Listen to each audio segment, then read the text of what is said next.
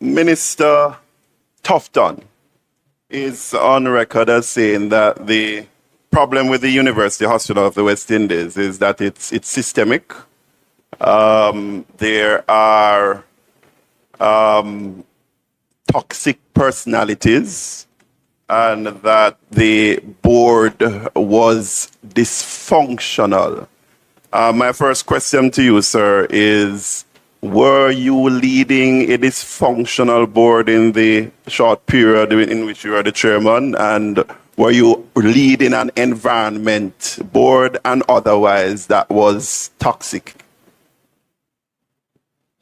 To answer the question about dysfunctionality, I believe that I had a very committed board that was invested in the best interests of the hospital. As to why the minister would have considered the board dysfunctional, I think that's a question you will have to ask the minister himself. The toxic environment, there are challenges at the hospital. There are very strong personalities.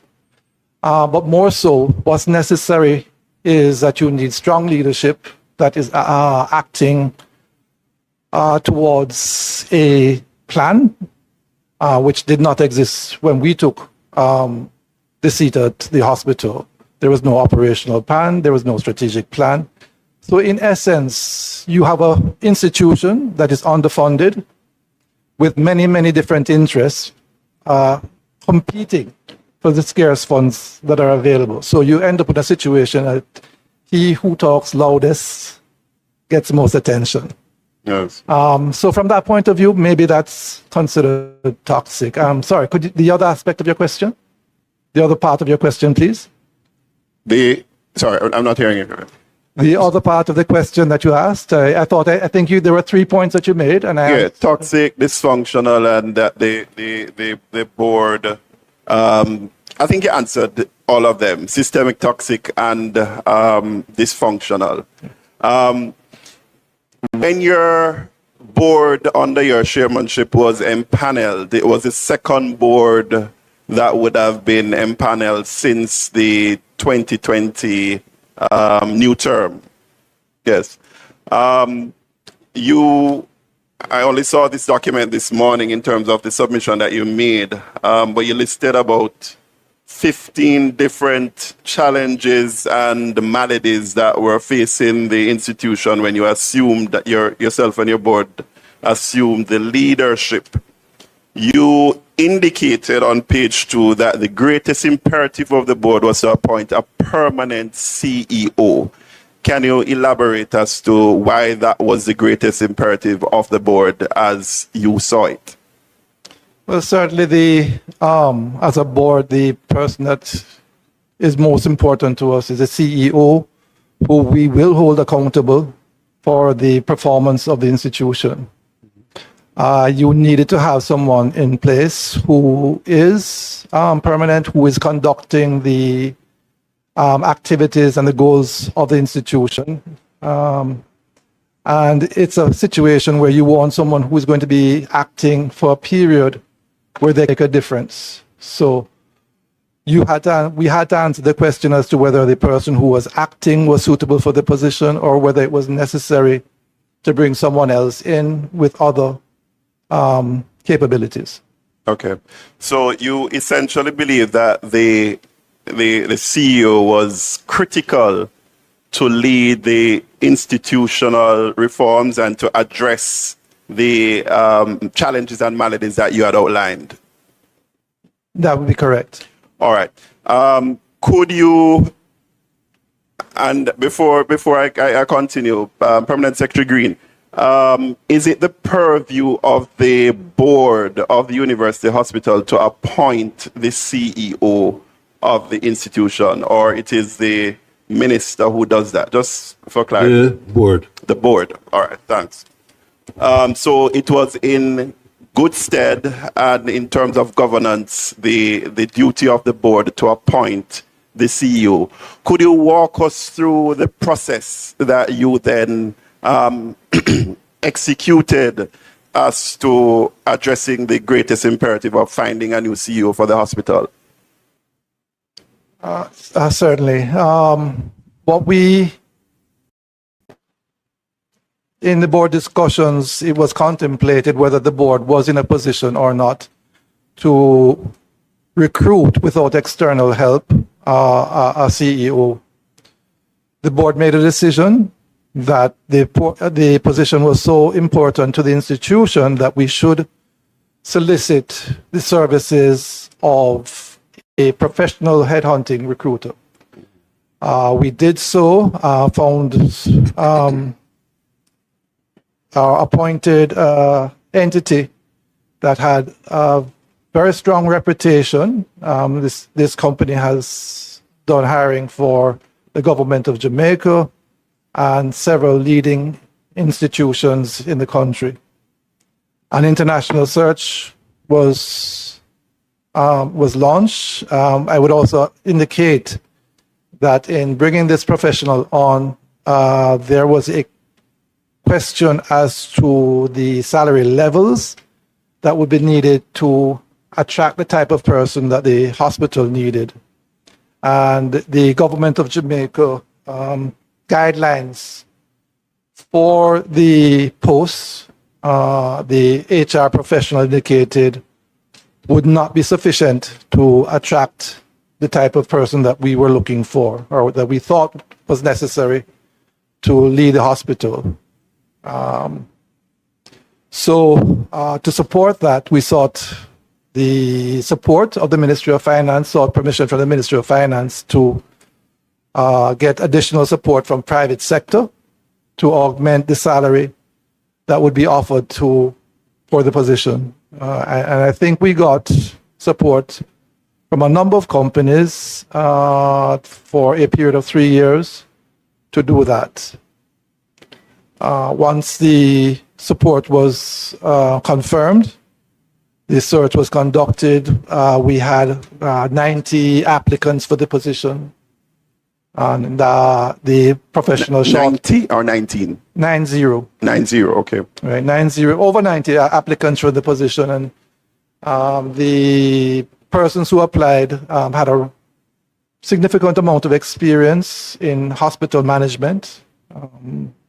The applications came from as far away as the UK and Australia. We had regional persons, people from the US and local as well.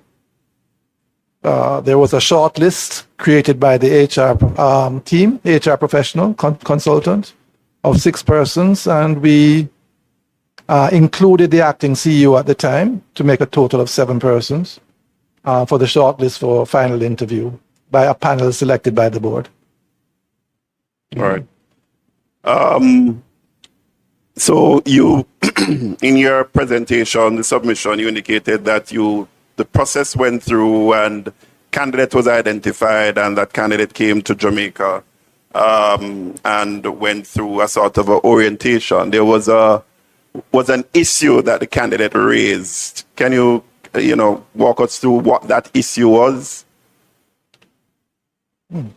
The candidate indicated that the most important person for them to be able to achieve the objectives of the institution was the senior director of clinical services, and in the organizations that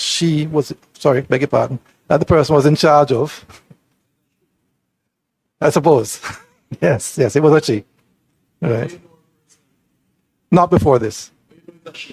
Yes, I do. Right. Right. The most important person to the management of the institution would have been the senior director of clinical services, who would be the person that that would be lent. I can say she now, I guess. She would lean on most for the clinical governance of the institution. So that person needed to report to the CEO position. And the issue was that, having been here for the period that she determined that there was a problem with the reporting requirements or authority of the position.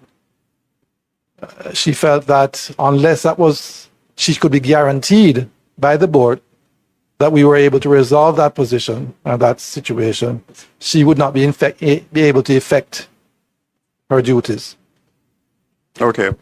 All right. So that's the same issue flagged where that the senior clinical director reported to the board and not the CEO, and that the CEO did not have a seat on the board. That is correct. Yep. All right. So, and I suppose based on the flow of your submission, the candidate did not take up the position because it could not have been resolved to her satisfaction. The candidate was willing to take up the position, and in fact, I was scheduled to take the position up in February. A contract was, however, not signed because she was awaiting the confirmation from the board that we had a resolution to that problem. Okay. All right. So after she, after the person. You're agreeing that No, he said she. he said she. No, just ask. I don't know if it's a he or a she, but he said after the candidate, this the preferred candidate who was selected through the process, did not take up that role.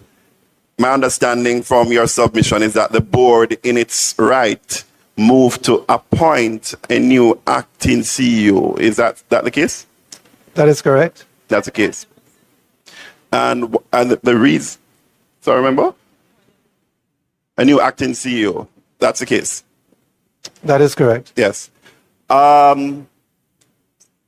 Flowing from that, though, I see here, which I find particularly profound.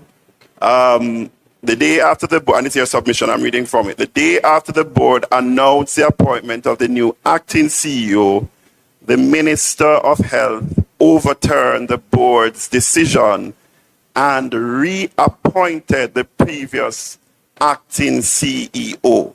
So, I asked earlier the permanent secretary, whose responsibility is it to appoint the CEO of the institution? Is it the board or the minister?